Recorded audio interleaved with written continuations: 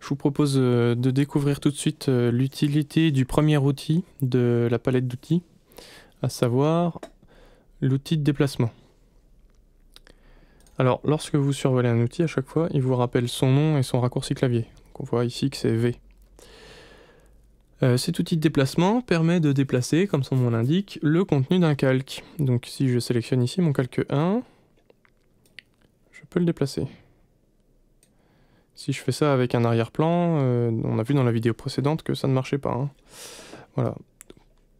Donc ça c'est basique. Je vois dans les informations que j'obtiens mon delta X et le delta Y qui apparaissent ici, là, par rapport à la position précédente. Et j'obtiens aussi mes XY courants. Alors cet outil de déplacement, il a une option dans le menu d'options qui s'appelle option de transformation. Si je clique dessus, des poignées apparaissent sur les bords du contenu de mon calque.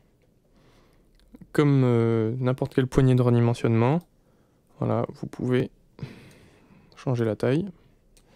Avec celle du coin, vous changez les deux tailles d'un coup. Alors, détail qui a son importance, à chaque fois que vous faites une opération géométrique, vous avez la possibilité d'utiliser la touche Shift pour garder les proportions. Si je fais ça, je peux faire n'importe quoi. Si j'appuie sur Shift, je garde les proportions.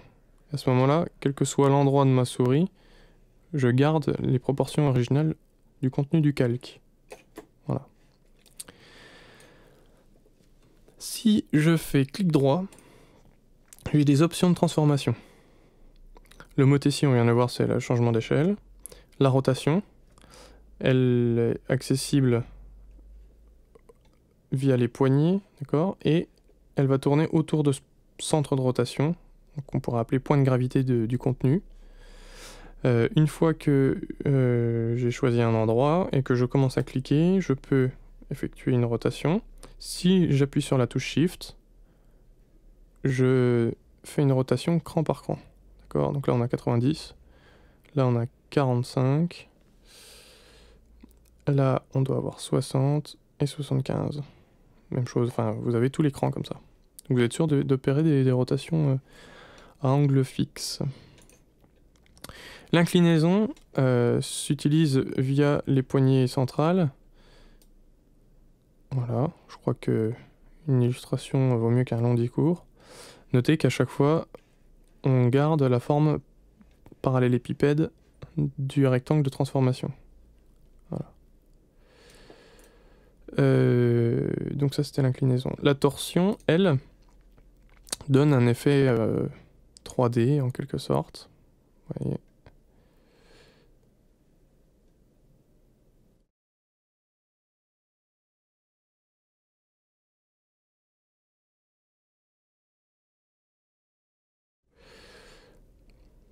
La perspective, elle, bah, comme son nom l'indique, gère la transformation de deux poignées d'un coup. En fait, j'ai une symétrie entre les deux poignées opposées, comme ça.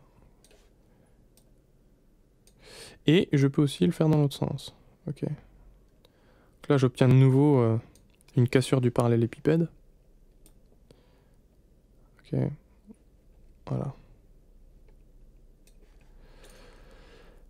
Il me reste la déformation qui, elle, donc garde la perspective, la transformation de la perspective.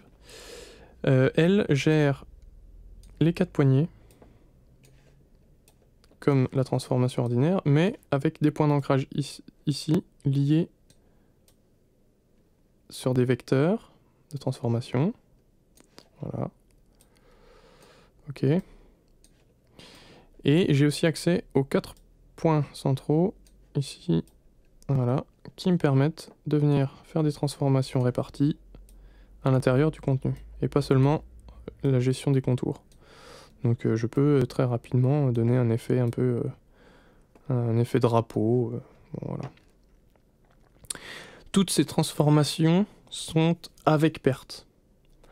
Quand vous allez valider votre transformation, une fois que vous êtes content, vous allez dégrader l'image.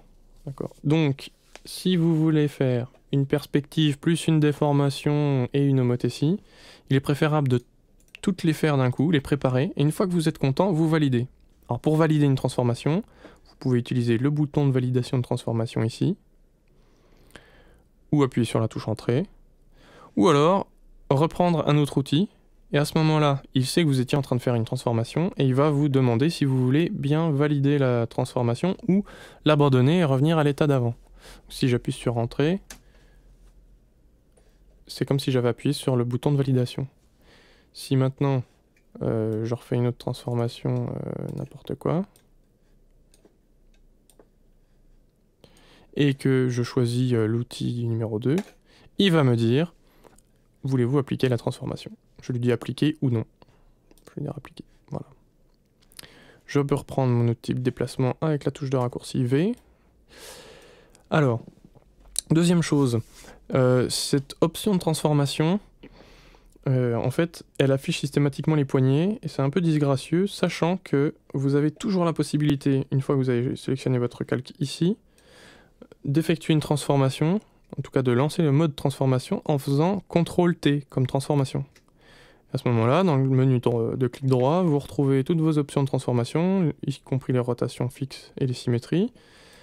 Vous pourrez effectuer votre transformation comme on vient de voir, à la différence que vous n'étiez pas obligé d'être en outil de déplacement avec l'option de transformation. Et on valide avec Entrée. La suite, autre option de cet outil de déplacement, c'est la sélection automatique. Alors je vais mettre en mode calque, voilà, je vous expliquerai après. Si je choisis sélection automatique et que je fais un deuxième calque, alors on a vu que pour dupliquer le calque, soit je glisse sur l'icône nouveau, soit je fais CTRL-J. Donc je glisse, voilà, j'ai calque 1 copie, que je vais juste nommer calque 2. Voilà. Ici je vais le déplacer. Si je décoche, par défaut elle est décochée, hein, et que je viens cliquer sur l'image de derrière, en fait, je déplace que le calque que j'ai sélectionné ici, qui est au-dessus. Si je veux déplacer l'image de dessous, je suis obligé de sélectionner le calque du dessous et je peux venir le déplacer. Si je coche sélection automatique, en fait, le calque sur lequel je clique visuellement va être sélectionné automatiquement. Donc là, je suis sur calque 1. Si je veux le calque 2, je ne suis pas obligé de cliquer là, je peux cliquer sur l'image, il sélectionne. Donc à ce moment-là, je peux le déplacer. Si je veux déplacer l'image du dessous ici, je clique et je déplace. Alors c'est une manière de sélection peut-être plus intuitive, sachant qu'elle est utilisée aussi dans les autres produits Adobe tels que Illustrator, InDesign ou Flash. C'est une question d'habitude. Parfois, quand on passe beaucoup de temps sur les autres logiciels et qu'on revient à Photoshop, on perd cette habitude. Cocher cette case peut s'avérer pratique. Dernière remarque concernant l'outil de déplacement. Si vous glissez le contenu d'un calque, comme on a vu, comme ça, mais en maintenant la touche Alt appuyée, vous allez dupliquer le contenu du calque. J'appuie sur Alt, je maintiens appuyé, mon curseur change, alors on ne voit pas dans la vidéo, mais ça devient une double flèche noire et blanche, et je duplique. Et j'ai bien un nouveau calque qui se crée ici.